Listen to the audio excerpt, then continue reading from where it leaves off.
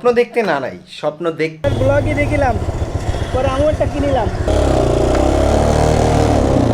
40 টাকা ছিল, 50 টাকা হয়েছে।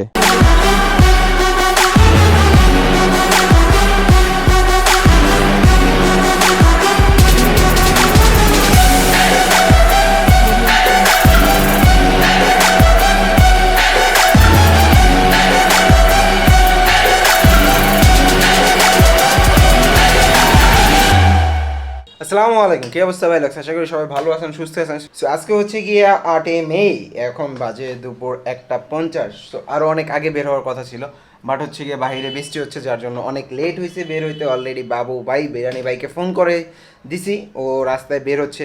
একটা স্বপ্নের জিনিস কিনতে যাচ্ছি ইনশাল্লাহ। স্বপ্ন দেখতে না নাই, স্বপ্ন দেখতে হবে, সেটা বাস্তবে পরিণত করতে হবে। সো বাস্তবে পরিণত করার জন্য আজকের এই ব্লগটা, আশা করি সবাই থাম্বনেল দেখে বুঝে গেছেন। সো এটা আমার একটা স্বপ্নের জিনিস। অলরেডি আমি বের হয়েছি, এখন বিরিয়ানি ভাইরে রিসিভ করব এখান থেকে। বিরিয়ানি ভাই তো বাইরে লোক হইলো, সো বিরিয়ানি ভাই তো এখানেই থাকার কথা বাসার সামনে। ভালো ভাইয়া, ভালো আছেন? এই তো চলতেছে ভাই, চলতেছে। 50। এখন ওই যে ডিএচএস মোটরস থেকে করাচ্ছি, বিজয় সরণি। হ্যাঁ, ওরা ভালো করতেছে। আপনার ব্লগে দেখিলাম, পরে আমলটা কিনিলাম। আমার উপরে এটাই নিছেন? হ্যাঁ, লাল কালারই, সামনে লাইনে রাখা আছে। ও আচ্ছা আচ্ছা, এখানে দাঁড়াবো ভাই, ওই ফ্রেন্ড আসবে তো, দাঁড়াচ্ছি এখানে। সো আলহামদুলিল্লাহ আমরা হচ্ছে গিয়া এখন রওনা দিলাম। তো রাস্তাটা ভালোই লাগতেছে। সো এই রাস্তাটার অনেক ভালো দিক হচ্ছে অ্যাটলিস্ট এইটাই শিমুল ফুল। সো আমরা ততক্ষণ ঘাটপাড়ের দিকে আগাই। আমরা 300 ফিট দিয়ে না গিয়ে হচ্ছে 100 ফিট দিয়ে, কারণ হচ্ছে এইখান দিয়ে বালু নদীটা পার হইতে একটা নৌকা দিয়ে পার হইতে হয়। নৌকা দিয়ে পার হইলে এখান দিয়ে খুব শর্টকাটে বের হওয়া যায়, সময়ও বাঁচে, রাস্তাও বাঁচে। আর যেহেতু আমরা অনেক দিন ধরে কোথাও যাচ্ছি না, তাই ভাবলাম যে এই দিক দিয়েই যাই। তাই বিরিয়ানি ভাইয়ের সাথে আছে, ভাবলাম আপনাদেরকেও সাথে নিয়ে যাই। যেহেতু এখন পর্যন্ত আপনাদের সাথে নিয়ে এই পর্যন্ত চলা, চেষ্টা করতেছি আরো দূর আগাবো। আল্লাহ ভরসা, সামনের দিকে আগাই, তারপরে বাকি কথা হচ্ছে। ততক্ষণ আপনারা একটা ড্রোন শট এনজয় করুন, আর আমরা একটু সামনের দিকে আগাই। একদম দেখা হচ্ছে বেড়াইত ঘাটে। You're getting old, hearing people you don't even know telling you how to grow. Who do you want more? You're on your own, most days going through it all alone. So why would you let them call? তো already ঘাট পার আসছি। Drone শটটা কেমন লাগলো অবশ্যই জানাবেন। এখান দিয়ে নৌকা দিয়ে পার হইতে হবে, আর নৌকাতে সম্ভবত 40 টাকা আগে ছিল, এখন কত টাকা জানি না, দেখতে হবে। নাইমা উঠাইতে হবে, নাইমা না?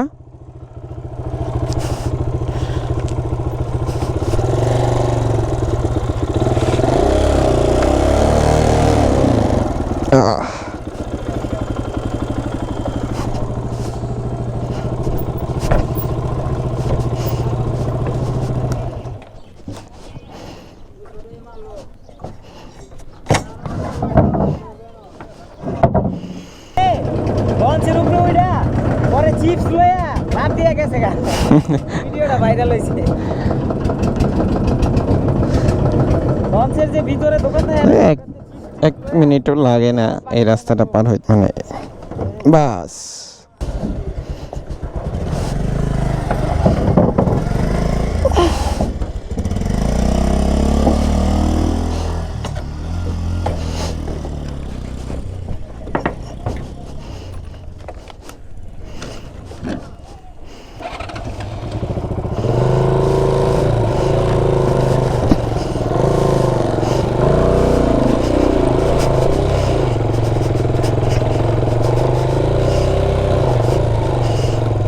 কয় টাকা? 40 টাকা ছিল, 50 টাকা হয়েছে। নগদ 10 টাকা ভাড়াই দিল। এটা হচ্ছে গাউসিয়া রোডটা কানেক্ট হয়, আর এই পাশ দিয়ে এই ব্রিজটা হয়ে গেলে আমরা প্রায় এই রাস্তাটা দিয়ে সিলেট কানেক্টিং রোড হয়ে যাবে। তো এদিক দিয়ে যাতায়াত করতে পারবো। আর এইখান দিয়ে মুরাপাড়া বের হওয়া যায়, গাউসিয়া মুরাপাড়া। তো এখান দিয়ে আমরা মুরাপাড়া দিয়ে দেন গাউসিয়া দিয়ে আমরা চলে যাব হচ্ছে 2500-এর রাস্তায়। ওইখান থেকে দেন আমরা যে জিনিসটা কিনতে যাচ্ছি ওইটা দেখে শুনে কিনে তারপরে নিয়ে আজকে আবার ব্যাক করব। সো এই হচ্ছে আজকের দিনের প্ল্যান, আগে থেকেই বলে দিলাম। তো যারা যারা এই পর্যন্ত দেখছেন অসংখ্য অসংখ্য ধন্যবাদ। সবাই সাবস্ক্রাইব করবেন, লাইক শেয়ার কমেন্ট তো অবশ্যই করবেন, আর অবশ্যই অবশ্যই জানাবেন যে আপনাদের জন্য আর কি কি ভিডিও বা ব্লগ করা যায়, অবশ্যই অবশ্যই কমেন্ট করে জানাবেন। আমার ডাব খাইতে মন চাইতেছে বাবু, ডাব ডাব। এই রোডের মাথায় ফজলুলের মোড়ে পাবি, ভালো ডাব পাবি। দেখি এই রাস্তাগুলো দিয়ে আসলে মানে এই গাছগাছালির যে একটা স্মেল চলে আসছি। মাজিনা থেকে আমরা ভামে এখন গেলে হচ্ছে গিয়া রূপগঞ্জ গাউসিয়া রোড, সো এদিক দিয়ে চলে যেতে হবে। এখান থেকে আর মনে হয় 4 কি 4.5 কিলো হচ্ছে গিয়া গাউসিয়া, সেখান থেকে আগাবো। হয়তো সামনে একটা ছোট ভাইয়ের সার্ভিসিং সেন্টার আছে, ওইখানে হয়তো বা একটু ব্রেক দিব, ওর সাথে দেখা করব, কারণ হচ্ছে ফোন দিছিল। সো দেখা করে দেন হচ্ছে গিয়ে আমরা কাজে চলে যাব। সো অনেক দিন পরে, প্রায় 2-1.5 বছর পর, 1.5 বছরের মতো হবে এই রাস্তাটা দিয়ে আসলাম। আসলে অনেক দিন পরে রাস্তা দিয়ে আসলে একটু গোলমাল লাগে। আর এখন তো সবুজের সিজন, গাছগাছালি পাতা টাতা আছে, অনেক গাছে কাঁঠাল দেখলাম, ফল দেখলাম, এবং রাস্তায় কিছু আম বিক্রি করতেছে, পাকা আম, সেটাও দেখলাম, ভালো লাগতেছে। আমরা এখান দিয়ে ডানে ঘুরে মুরাপাড়া ব্রিজ উঠবো। সো মুরাপাড়া ব্রিজটা অনেক সুন্দর, এটা ড্রোন শট দিয়ে দিই, দেখেন কেমন লাগে। অবশ্যই কেমন লাগছে কমেন্ট করে জানাবেন, আশা করি ভালো লাগবে। Your own most days going through it all alone. So why would you let them call? Who do you want more?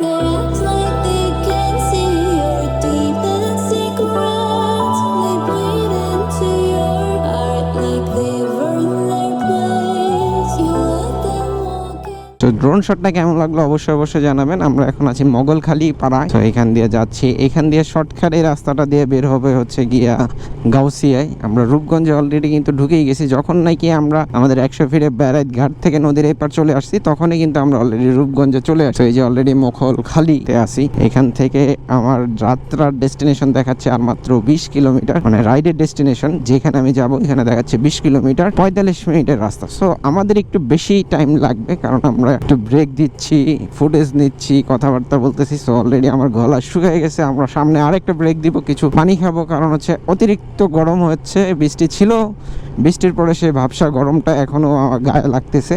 বৃষ্টির পরে যেই গরমটা লাগে অবভিয়াসলি অনেক, মানে নর্মালি টেম্পারেচার যতটুকু থাকে তার থেকে বেশিই লাগে। সো যার জন্য হচ্ছে কি এখন গরমটা বেশি লাগতেছে। এর মধ্যে রোদে দাঁড়ায় আপনাদের জন্য ড্রোন ফুটেজ নিলাম। কেমন হয়েছে অবশ্যই কমেন্ট করে জানাবেন। আর ডেইলি ব্লগগুলো কেমন লাগতেছে জানি না, সেটাও অবশ্যই জানাবেন। যারা যারা এখন পর্যন্ত সাবস্ক্রাইব করেননি অবশ্যই সাবস্ক্রাইব করবেন এবং পাশে থাকা বেল আইকনটা প্রেস করে নেবেন। ততক্ষণ আপনারা দেখতে থাকুন আর আমি সামনে আগাইতে থাকি। তো অলরেডি এই রোডটা দিয়ে যেতে যেতে অলরেডি একটা দোকানে ডাব দেখছিলাম। আমি বাবুরে বলতেছিলাম যে বাবু আমার ডাব খাইতে মন যেতেছে, গলা অলরেডি শুকায় গেছে।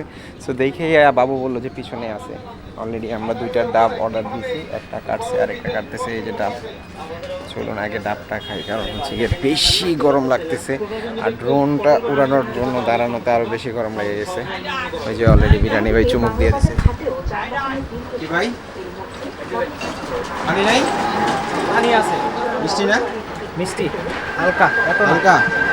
আরে গলা ভিজে দেবে। ওই ডাক পারে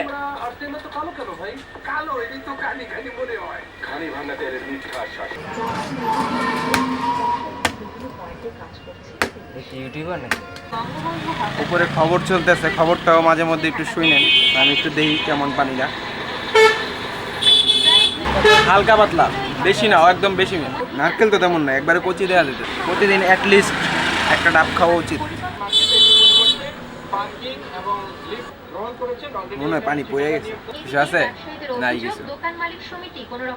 ডাবটা খাওয়ার পরে কি যে একটা শান্তি লাগতেছে। ডাবটার পানিটা বেশি মিষ্টি না থাকলেও ডাবটা খাওয়ার পরে শরীরে একটা এনার্জি চলে আসছে একদম, মানে পুরাই। কারণ হচ্ছে গিয়ে আল্লাহর দেয়া কি কুদরত, ডাবের মধ্যে যেই এনার্জিটা আছে অন্য কোনো নর্মাল পানিতে নাই। সো ডাবের পানি খাইলে সাথে সাথে একটা এনার্জি চলে আসে। যাই হোক, এই সব রাস্তা দিয়ে গেলে গ্রাম্য একটা পরিবেশ ফিল হয় আর খুব ভালো লাগে। দেখা যায় মনে পড়ে যে আসলে যারা আমরা শহরে থাকি তাদের অ্যাটলিস্ট ঘোরাফেরার জন্য হইলেও বা একদিন সময় কাটানোর জন্য হইলেও গ্রামে আসা দরকার। নিজের গ্রাম না থাকুক অ্যাটলিস্ট বন্ধু বান্ধব ফ্রেন্ড সার্কেল যারই গ্রামের বাড়ি আছে তার গ্রামেতে অ্যাটলিস্ট একবার করে এসে ঘুরে যাওয়া দরকার। এটা হচ্ছে গিয়ে খুবই জরুরি দরকার। এটা আমার মনে হয় ভালো। আমরা অলরেডি চলে আসছি ভুলতা।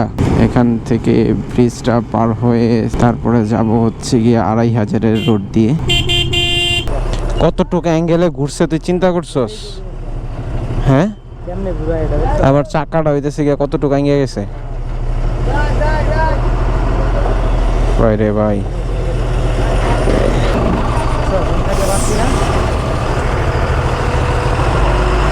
অলরেডি 2500 ক্রস করলাম। এইখান থেকে দেখাচ্ছে আর সম্ভবত 3 কিলো কি 4 কিলো হবে। বেসিক্যালি যেটা হয়েছে, আমরা যে জিনিসটা কিনতে আইছি সেটা আমাদের কাজের জন্য একটু কমতি আছে। মানে দেখা যায় ফাইল ট্রান্সফার করার জন্য যতটুকু আমি চাচ্ছিলাম ইজিয়ার হোক ওই জিনিসটা দিয়ে হবে না, যার জন্য আমি আর এই জিনিসটা অ্যাকচুয়ালি আমি চাচ্ছি না যে শুধু শুধু একটা প্রবলেম হোক আমার জিনিসটা নেওয়ার পরে। সো 2-3 জনের কাছে সাজেশন চাইলাম। বিরিয়ানি ভাই ছিল, বিরিয়ানি ভাইয়ের কাছেও সাজেশন চাইলাম। সো বিরিয়ানি ভাই বললো যে দরকার নাই, অ্যাটলিস্ট কয়দিন ওয়েট কর, আবার খোঁজাখুঁজি করি, যদি ভালো জিনিস হাতে পাই তাহলে ওইটা নেব। সো এটাই বেটার যে দরকার পড়ে কয়দিন ওয়েট করি, তাড়াহুড়ার কিছু নাই। বাট জিনিসটা পছন্দ হয়েছিল এবং আমার রেঞ্জের মধ্যে ছিল। এখন কিছুদিন ওয়েট করতে হবে, তারপরে হয়তো বা কিনতে হবে। দেখি সামনের দিকে আগাই। তারপরে যা হওয়ার হইলো, মন খারাপ করে বাসায় চলে আসলাম। আইসা আবার মার্কেট প্লেসে ঘাটাঘাটি করলাম। ঘাটাঘাটি করে অনেকগুলা দেখার পরে কোনোটাই ভালো লাগতেছিল না। শেষে গিয়ে প্রায় রাত 10টার দিকে একটা পছন্দ হইলো ম্যাকবুক, এবং সেই সাথে প্রাইসও আমার রেঞ্জের মধ্যে ছিল। অনেক রিকোয়েস্ট করলাম ভাইকে যে কিছু কমান, লাস্টে কমায়নি। কিন্তু আমার পেক্স অনুযায়ী এবং হচ্ছে গিয়া বাজেট অনুযায়ী সবকিছু মিলার পরে আমি তার সাথে কন্ট্যাক্ট করে আমি তার কাছে যাই এবং গিয়ে অনেকগুলা ম্যাকবুক তার কাছে দেখি, এবং সেখান থেকে আমি এই ম্যাকবুকটা নিয়ে এসি। ম্যাকবুকটা হচ্ছে ম্যাকবুক প্রো 2012 মডেল, প্রায় অনেক পুরাতন, কিন্তু বাজেট ওয়াইজ হচ্ছে গিয়া এরকম নেওয়ার ইচ্ছা ছিল, তাই হচ্ছে এটা কেনা। আর আরেকটা বিষয় হচ্ছে গিয়ে সবার একরকম বাজেট হয় না, যে এটা হচ্ছে গিয়ে আমার as a pre birthday gift. আমার কিছু অ্যামাউন্ট আর আমার কিছু অ্যামাউন্ট মিলিয়ে আমি এই বার্থডে গিফট হিসাবে এটা কিনি। আম্মু বলছে, এর জন্য হচ্ছে গিয়ে আমি অনেকদিন ধরে বাসায় বলতেছিলাম যে আই নিড এ ল্যাপটপের কথা বলতে অলরেডি ম্যাকবুকটা দেখলাম, দেখার পরে পছন্দ হইলো, নিয়ে আসলাম। তো অল্পের মধ্যেই আনলাম। সো এটার প্রাইস পড়ছে আমার হচ্ছে গিয়া 27.5 টাকা। আর এটা হচ্ছে গিয়া কোরাই 5 2012 মডেল, 8GB র্যাম আর 128GB SSD আছে। তো এটাকে আস্তে ধীরে আপডেট করবো আবার টাকা পয়সা হইলে। তো এই ছিল এই ভিডিওটা। আশা করি ভিডিওটা আপনাদের ভালো লাগছে। Thank you so much. আপনাদের ছাড়া এই জিনিসগুলো আমার পসিবল হইতো না। অসংখ্য ধন্যবাদ যারা এই পর্যন্ত ভিডিওটা দেখছেন। অবশ্যই সাবস্ক্রাইব করবেন। যারা পাশে আছেন অসংখ্য ধন্যবাদ যে এই পর্যন্ত আমাকে সাপোর্ট করে আসছেন। সবসময় ফুল ফেস হেলমেট পরে রাইড করবেন। Ride hard, ride safe helmet. আসসালামু আলাইকুম।